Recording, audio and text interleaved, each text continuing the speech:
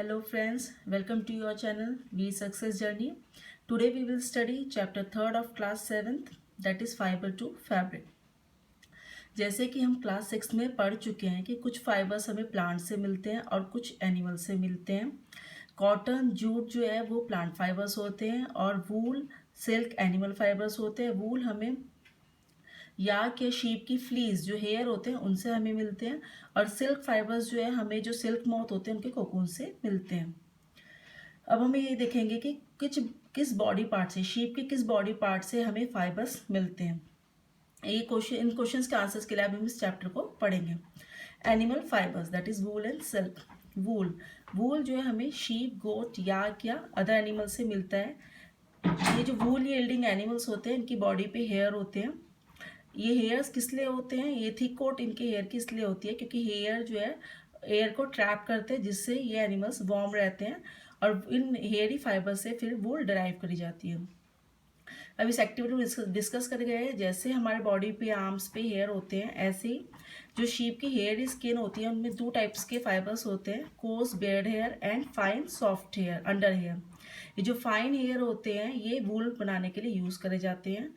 कुछ ब्रीड्स जो होती है शीप की उनमें सिर्फ फाइन अंडर हेयर होते हैं। ये उनके पेरेंट्स स्पेशली चूज करे जाते हैं उन शीप को बर्थ देने के लिए जिनके सॉफ्ट अंडर हेयर होते हैं। इस प्रोसेस को जिसमें पेरेंट्स सेलेक्ट करे जाते हैं with special characters in their offspring such as soft under hair in sheep is termed as selective breeding, जिसमें पेरेंट्स सेलेक्ट करे जाते हैं ताकि जो ऑफस्प्रिंग है, जो बच्चे उनमें सॉफ्ट अंडर हेयर हो, उसको सेलेक्टिव ब्रीडिंग हम कहते हैं।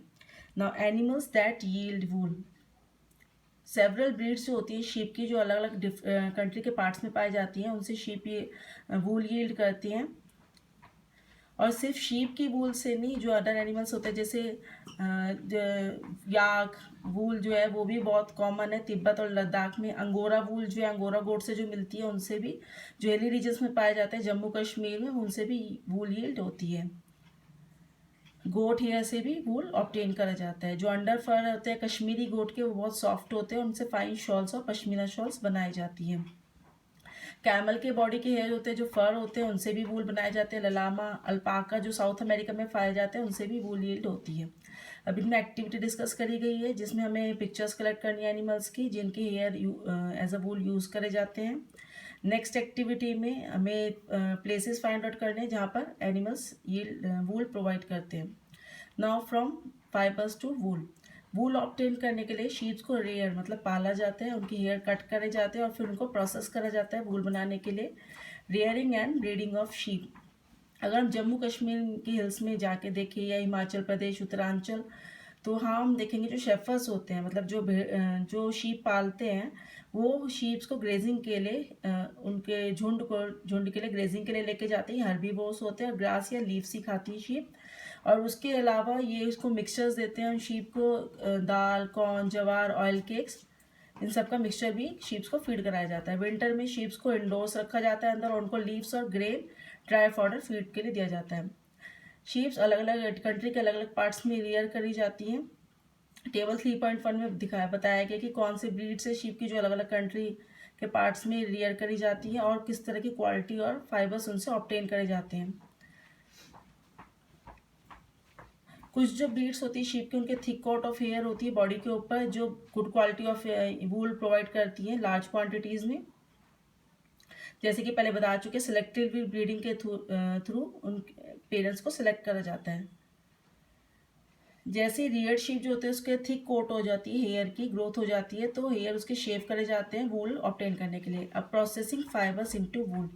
जो वूल हम निटिंग के लिए यूज़ करते हैं, स्वेटर्स के लिए, शॉल्स के लिए, वो एक फिनिश्ड प्रोडक्ट होता है जो लॉन्ग प्रोसेस के बाद ऑब्टेन होता है, जिसमें ये सारे स्टेप्स जो हम आगे डिस्कस करेंगे वो इन्वॉल्व होते हैं। स्टेप 1 में शीप की फ्लीज जो हेयर है वो थिन लेयर ऑफ स्किन के साथ रिमूव करा जाता है बॉडी से, जिसको हम शेयरिंग बोलते हैं।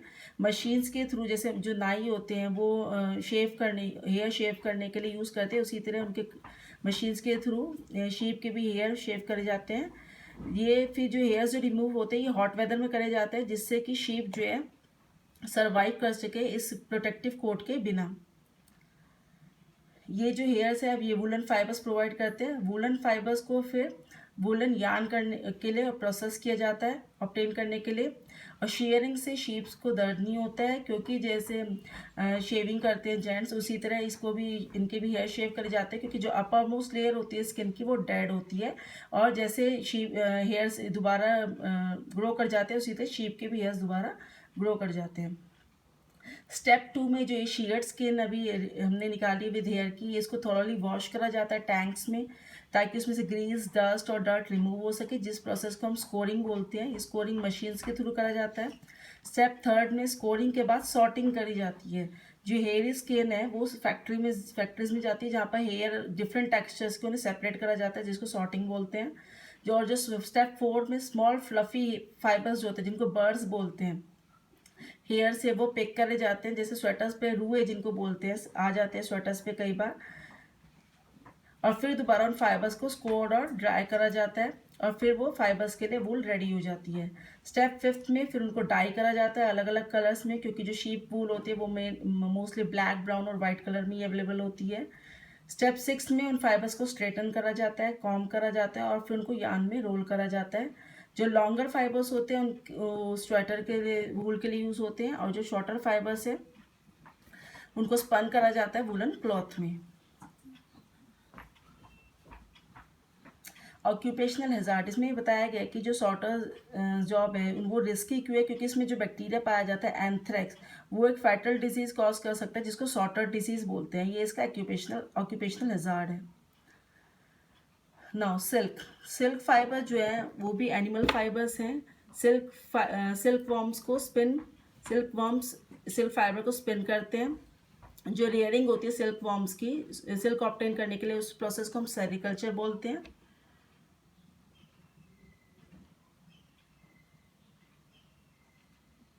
Life history of silk moth, जो फीमेल सिल्क मोथ होती है वो एग्स ले करती है, फ्रॉम विच, जिसमें से लार्वा हैच करके निकलता है, जिसको हम कैटरपिलर्स या सिल्क वॉर्म्स बोलते हैं। फिर वो साइज में ग्रो करता है, और जब ये कैटरपिलर जो होता है नेक्स्ट स्टेज जो होती है उसकी लाइफ स्टाइल की, जिसको प्यूपा बोलते हैं, उसमें एंटर करने को रेडी होता है, तो वो सबसे पहले it first weaves a net to hold itself, वो सबसे पहले अपने चारों तरफ नेट बनाता है, और फिर अपने हेड को स्विंग करता है इन द फिगर ऑफ 8, और during these movements of the head the caterpillar secrets fibre, और इस प्रोसेस के ड्यूरिंग दिस प्रोसेस वो एक प्रोटीन सीक्रेट करता है, जो हवा के एक्सपोजर में हार्डन हो जाता है और सिल्क फाइबर बन जाता है। सून ही कैटरपिलर पूरी अपनी बॉडी को सिल्क फाइबर से कवर कर लेता है और प्यूपा में टर्न कर जाता है। ये जो कवरिंग है जो उसने बनाई है, इसको कोकून बोलते हैं। जो फर्दर डेवलपमेंट होती है प्यूपा की मोथ इनटू मोथ, वो इसी के अंदर, कोकून के अंदर कंटिन्यू होती है। Silk fibres are used for weaving silk cloth. जो सिल्क यार्न थ्रेड, अब जो सिल्क मॉथ कोकून है उससे ऑब्टेन हुआ है, इसमें बहुत सारी वैरायटी होती है। जैसे हम देख सकते हैं सिल्क यार्न में भी अलग अलग टेक्सचर्स के होते हैं, जैसे कोर्स, स्मूथ, शाइनी, और इसी तरह टसर सिल्क, मूगा सिल्क, कोसा सिल्क, ये अलग अलग वैरायटी है जो डिफरेंट टाइप ऑफ मोथ के कोकून से स्पन करके निकाली जाती है। जो मोस्ट कॉमन सिल्क मोथ है वो है मलबरी सिल्क। जो सिल्क इस कोकून से, इस मोथ के कोकून से निकाली जाती है, वो सॉफ्ट, लस्ट्रस और इलास्टिक होती है, और अलग अलग कलर्स में डाई करी जा सकती है। सेरिकल्चर और कल्चर ऑफ सिल्क वॉर्म्स, ये बहुत ओल्ड ऑक्यूपेशन है इंडिया में। अब इसमें एक्टिविटी डिस्कस करी गई है,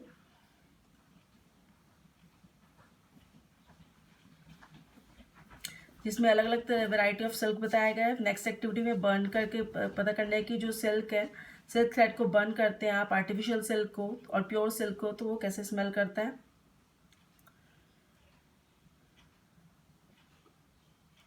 from cocoon to silk, silk obtain करने के लिए मोथ्स को रेयर करा जाता है और उनके कोकून्स को कलेक्ट करा जाता है सिल्क थ्रेड के लिए। अब फीमेल सिल्क मॉथ बहुत सारे एग्स, 100 ऑफ एग्स ले करता है एक टाइम में, और फिर इन एग्स को जो है स्टोर करा जाता है स्ट्रिप्स ऑफ क्लॉथ या पेपर पे, एंड जो सिल्क फार्मर्स होते हैं उनको सोल्ड करा जाता है। ये फार्मर्स इन एग्स को हाइजीनिक कंडीशंस में रखते हैं, सूटेबल कंडीशंस जो है टेम्परेचर और ह्यूमिडिटी के उसके अंदर, और फिर ये एग्स को वार्म करा जाता है सूटेबल टेम्परेचर पे, ताकि जो लार्वा हैच करे इन एग्स से। और फिर दिस इज डन बाय, ये प्रोसेस कब होता है, जब मलबरी लीव्स, ट्रीज जो होते हैं उनमें लीव्स आ जाती हैं, फ्रेश क्रॉप आती है लीव्स की। जब ये जो लार्वा होते हैं इनको हम कैटरपिलर्स बोलते हैं, ये फिर ईट एंड दिन रात खाते हैं और साइज में इंक्रीज हो जाते हैं।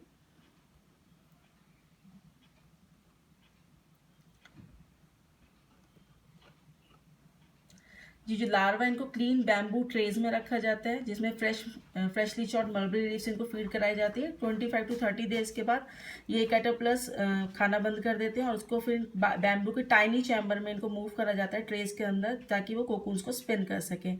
जो स्मॉल रैक्स और ट्विग्स हैं वो भी उसमें ट्रे में प्रोवाइड करी जाती है, ताकि वो उसे स्टिक कर सके, अटैच कर सके कोकून्स।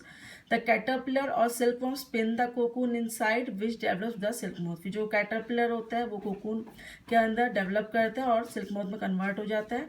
ये जो कोकून्स है फिर इन कोकून से सिल्क फाइबर ऑब्टेन करे जाते हैं। ये जो कोकून्स है इनको सन में या बॉइल्ड स्टीम में एक्सपोजर दिया जाता है, सिल्क फाइबर्स उनसे सेपरेट हो जाते हैं। जो process of taking out threads from the cocoon, अब इन कोकून से जो सिल्क थ्रेड्स निकाले जाते हैं silk for use as silk, इसको हम रीलिंग ऑफ सिल्क बोलते हैं। इस प्रोसेस को reeling is done in special machines के थ्रू होता है, जिसमें जो सिल्क के फाइबर्स होते हैं उनके थ्रेड्स को उनको अनवाइंड करा जाता है कोकून से। फिर उनको सिल्क फाइबर्स को सिल्क थ्रेड में स्पन करा जाता है और फिर उनको सिल्क में वोवन करा जाता है वीवर्स के through. That's all for this chapter. If you like this video please like it and subscribe my channel. Thank you.